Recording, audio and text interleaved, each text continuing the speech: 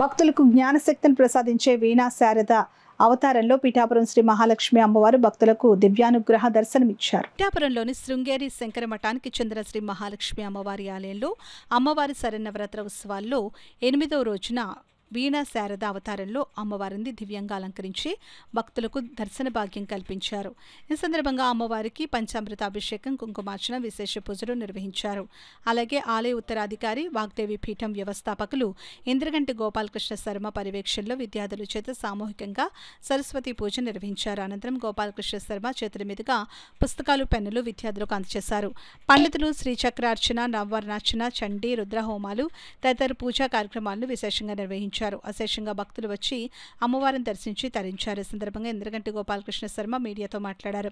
కోట Jagannadh Sharma, Subrahmanyam master, Dolla Ayyanna, PSN మూర్తి, చాంద్రభట్ల సుందర శర్మ తదితరులు పాల్గొన్నారు. అమ్మవారి యొక్క ప్రతిమని, ఫోటోని అందరికీ అందజేయడం జరిగింది.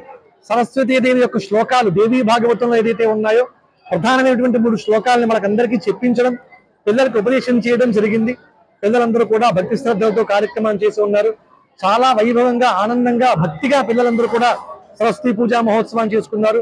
వాళ్ళకి ప్రత్యేకించి మహానివేదన, క్షీరాన్నం, పులిహార లాంటి ప్రసాదాలు, నైవేద్యం తయారు చేసి అమ్మవారికి నివేదన చేసి పిల్లలందరికీ పెట్టడం కూడా జరుగుతోంది. చాలా మంది పిల్లలు వచ్చి ఉన్నారు. ఇది గత 12 ఏళ్లుగా ఈ కార్యక్రమం మేము చేస్తూనే ఉన్నాం. ఈ శంకరమఠంగా అయిన తర్వాత, సరస్వతి మహాలక్ష్మి ఆలయం నిర్మించిన తర్వాత ఈ ప్రాంగణంలోనే చేస్తూ ఉన్నాం. చాలా వైభవంగా కార్యక్రమం జరిగింది.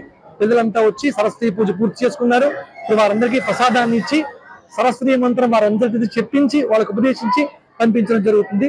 ఆ తర్వాత సరస్వతి పూజ అయిన తర్వాత కుమారి పూజ, సువాసిని పూజ, చండీ హోమం ఈ కార్యక్రమాలు జరుగుతాయి.